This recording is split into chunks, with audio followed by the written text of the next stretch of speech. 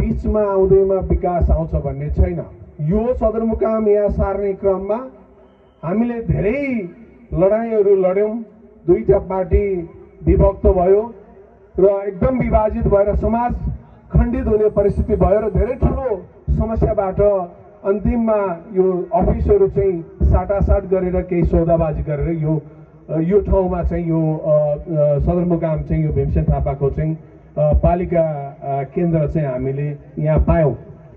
यो ठाउँमा हुनु हुँदैन भन्ने र त्यो ठाउँमा हुनु हुँदैन भन्ने त्यो हिजोको सवालहरू चाहिँ मेटिसकेको परिस्थिति छ र हामी निर्वाचित पनि भइसक्यौँ र तपाईहरूले अथवा मैले भन्दै गर्दाखेरि यो मञ्च सरकारी मञ्च हो, तर यस मञ्चमा अवतरित यस पालिकाका प्रमुख ले चाहिँ यो मञ्चमा उपस्थित भइसकेपछि उहाँ सरकारी कार्यक्रममा हुनुहुन्छ। यस कारणले गर्दा म पार्टीको कुरा भन्दा पनि बढी सरकारी कुराहरूको बारेमा सचेत छु। मैले यहाँ विकास निर्माणको क्रममा मैले उतापट्टिको कार्यक्रम स्थलमा मैले कमरेड प्रचण्डको अडियन्स अलिकति उहाँलाई चाहिँ शिकायत गर्न खोजेको थिएँ कि गोर्खा जिल्ला तपाईँ प्रधानमन्त्री भएर गइसकेपछि र मुख्यमन्त्री पोखरामा हाम्रो भइसकेपछि तपाईँ प्रधानमन्त्री भएर गएपछि तपाईँलाई अनुरोध गरेर तपाईँको सचिवालयलाई सक्रिय बनाएर मैले तमाम बजेटहरू अनुरोध गरेँ र मैले के भने उहाँलाई हेर्नुहोस्, क्षेत्र नम्बर 2बाट तपाईँ निर्वाचित हुनुहुन्छ, तर तपाईँलाई गोर्खा जिल्लाको नागरिकहरूले वेलकम गरेको क्षेत्र नम्बर 2 मात्रै पनि होइन र तपाईँ त्योभन्दा बढी अनुग्रहित हुनुपर्छ। म त यही भूगोलको छोरा हुँ, सायद मलाई चाहिँ गठबन्धन नभए पनि मलाई केही माओवादी साथीहरूले मत हाल्नुहुन्थ्यो होला, तर मलाई असाध्यै पंक्तिबद्ध भएर माओवादी साथीहरूले मत हाल्नु भएकोमा म कृतज्ञता व्यक्त गरेछु। र जुन बजेट विनियोजन गरिएको कुरा छ यहाँ चाहिँ सबैले यो, यस कारणले म भन्छु तपाईँहरूले मत हालेपछि, तपाईँहरूको प्रतिनिधि भएपछि, साझा प्रतिनिधि भएपछि मैले मागेको बजेट तपाईँकै बजेट हो, यो माओवादीको नै हो, त्यो हिजो गठबन्धनमा हामी निर्वाचन लडेका अन्य दलको नै हो, यो नेपाली काङ्ग्रेसको पनि हो। यस कारणले गर्दा के छ भने केही संशयहरू कन्फ्युजनहरू हामीले गर्यौँ, तिमीले गरेनौ होइन, तपाईँको प्रतिनिधि मैले गरेपछि तपाईँले गरेको, कमरेड प्रचण्डले गर्नुभएको पनि सबै कङ्ग्रेसीहरूले गरेका हुन्। गोर्खा जिल्लाको सवालमा यहाँ अलिकति केही अप्ठ्यारो परिस्थितिहरू चाहिँ निर्माण हुन खोजेको हो कि बीचमा खिचातानी, भोलिको निर्वाचनलाई दृष्टि गरेको के थाहा भोलि पनि गठबन्धन हुन्छ कि हाम्रो बिचमा। त्यस कारणले गर्दा विकास निर्माण साझा कार्यक्रम हो। अब म यसो हेर्दै गएँ, सरकारले यसो भन्न सक्दैन कि सरकार म यहाँ छु, म दिन चाहन्छु, दिन आएको, त्यो अधिकार हो। सरकारले दम्बले म दिन्छु, मसँग छ, मैले ल्याएँ, अथवा म जनप्रतिनिधि मैले ल्याएँ बजेट यसरी गरेँ भने मेरो कतिको बजेट होइन, यो राज्यको ट्याक्स पेयरहरूको बजेट हो। तर सक्रियता भयो भने यो जिल्लामा सबभन्दा धेरै बजेट धेरै वर्षपछि भनेको चाहिँ 46 साल 47 साल पछि भन्छु म, धेरै वर्षपछि यो जिल्लामा सबभन्दा धेरै बजेट आएको छ। जुन बाटो, जुन लिग निर्माण भयो, यहाँबाट निर्वाचन जितेर गएपछि कमरेड प्रचण्डले यो क्षेत्रको विकासको लागि विभिन्न मुद्दाहरू उठाउँदाखेरि त्यहाँ चाहिँ उहाँले चाहिँ एउटा चाहिँ ट्र्याकमा चाहिँ मैले उहाँलाई पछ्याउन सकेर उहाँको बलले एउटा ट्र्याक निर्माण भयो र उहाँ प्रधानमन्त्रीबाट बाहिर आएपछि पनि त्यसलाई फलोअप गरियो र झन्डै 5.5 अरब, मलाई लाग्छ 5 अरब दुईटा आर्थिक वर्षको बजेट। त्यसपछि अस्ति रकमान्तर भएर 60 करोड रुपियाँ यो बुढी गण्डकीले गर्दाखेरि यो खोजमा चाहिँ जुन चाहिँ रिभर बेसिनमा चाहिँ सडक निर्माण हुन सकेन, त्यहाँ चाहिँ बेरुजु हुन्छ भनेर अर्खेतबाट चाहिँ ठेक्का लागिसकेको परिस्थिति छ। भनेपछि यो अघि भर्खर चाहिँ कमरेड प्रचण्डले चाहिँ रामसा घाटको कुराहरू उहाँको पनि दिन्छ, सुरु गरेकै पहिल्यै वर्ष म प्रतिनिधि सभाको सदस्य भएपछि उहाँको सचिवालय हामी संयुक्त रूपमा सक्रिय भएर गऱ्यौँ। उहाँ बाहिर आए पनि उहाँको धेरै चाहिँ यो सेयर रहन्छ र पछिल्लो समयमा खुवापानीबाट चाहिँ भावा जाने सडकको बारेमा कुनै समस्या, म पनि माओवादीको जनप्रतिनिधि नै हुँ।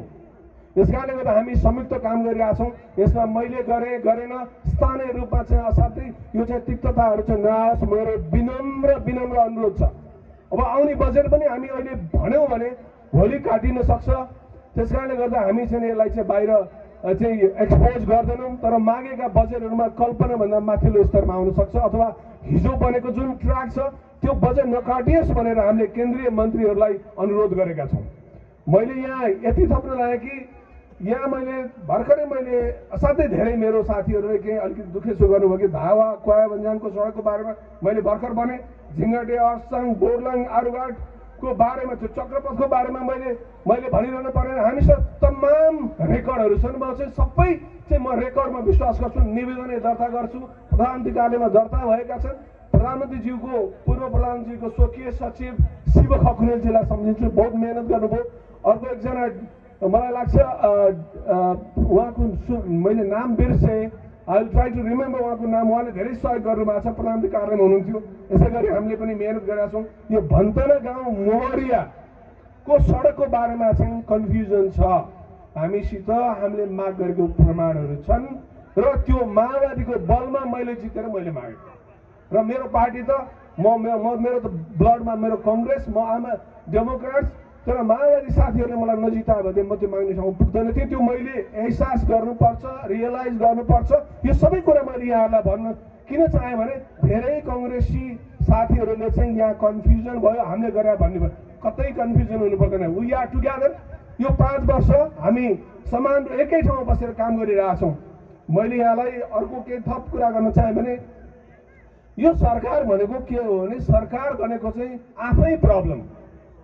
सरकारले बजेट विनियोजन गर्ने, सरकारले विकास गर्ने भन्दा सरकारले बजेटहरू अनुमोदन मात्रै गर्ने हो। यो सब्सिडाइज गर्छ, तर सरकार आफै समस्या भनेको उसले समस्याहरू चाहिँ अनुमोदन गर्छ। बाटो भत्के पनि अनुमोदन गर्छ, पुल भत्के पनि अनुमोदन गर्छ। त्यस कारणले गर्दा गभर्मेन्ट चाहिँ आफै government is itself A problem. र यहाँहरूलाई म धेरै लामो समय लिन्न, सधैँ नेताहरू हुनुहुन्छ। यस कारणले गर्दा यहाँ कुनै पनि दुविधा नगरिकन म यो त्यो नगरिकन हामीले प्रशस्त मैले लेटर प्याडको सबै मैले छापेको छु। त्यो तपाईँहरू सबै यो गोर्खा जिल्लावासी, यो भीमसेन थापाको जनप्रतिनिधिहरू सबैको हक छ र यहाँको मतदाताको हक छ। र हामी यो 5 वर्ष के काम गर्न सकिन्छ हातेमालो गरेर काम गरौँ, अगाडि बढौँ। मलाई तपाईँहरूको आघात स्नेह भएर मैले निर्वाचन जितेको हुँ र म तपाईँलाई डिच गर्दिनँ अथवा तपाईँलाई चाहिँ म कुनै भ्रम पनि गर्दिनँ। म स्पष्ट बोल्छु। म कतै मबाट कतै भुल भयो भने मलाई सुझाउने अधिकार तपाईँहरूको छ। र म फेरि पुनः भन्छु कि कमरेड प्रचण्डज्यूलाई यो कार्यक्रममा अथवा मेरो गाउँमा स्वागत गर्छु। म भन्दै म के भन्न चाहन्छु भने श्रीभद्र शर्मा र नन्दलाल बोहरा गोर्खा जिल्लाको पहिलो पार्टी तदर्थ समितिको अध्यक्ष, यो बगुवा अनि बोर्लाङ र मसेल चाहिँ बिर्तावालहरूको बिर्ता थियो।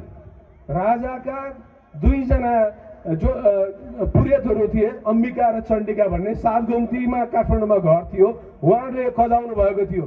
र श्रीभद्र शर्मा र नन्दलाल बोहराले प्रत्येक घरबाट एक जना वयस्क मान्छे लिएर नारायण दरबार घेराउ गरेपछि हाम्रो यो जमिन, यो भूगोल, यो भीमसेन थापाको अधिकांश भूगोल चाहिँ यो चाहिँ हाम्रो वैकर भएको कुरा स्मरण गर्दै म यहाँहरूमा ओजेल पर्छु। धन्यवाद। जय नेपाल।